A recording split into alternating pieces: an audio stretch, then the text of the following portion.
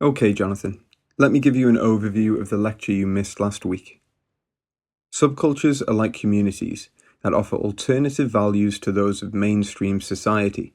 That's why we have the prefix sub attached to the word culture.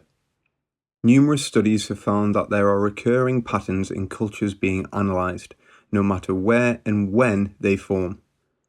As a human gathering, small communities exhibit some features, such as rituals which reinforce communal identity, but also competition for power and a hierarchy. Sorry to interrupt. I didn't get what you said about patterns, Professor. Patterns are when the same sequence or the same features appear over and over again, even if there is no contact or exchange between the communities being studied. In other words, small groups show very similar features even when separated in time and space. Another point I made referred to the maximum number of meaningful relationships an individual can have in their life. Did you know, Jonathan, that on average we reach a figure that ranges between 50 and 80? That small? The fact is that we lead most of our lives in small communities, even if we are not totally aware of it. This statistic shocks most of my students, you know. Speaking of awareness, and I am getting to the second point here, outsiders who have nothing to do with the small community are utterly unaware of this sense of belonging, or in the best case scenario, they think small communities are just a light-hearted waste of time. Mind you, this holds even truer in large cities, where different levels of belonging are common for people with different origins. That's quite unexpected. Not really.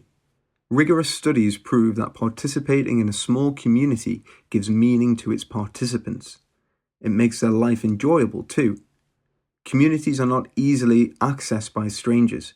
Therefore, we can say we all live in a sort of compartmentalized shelter as opposed to a mainstream village.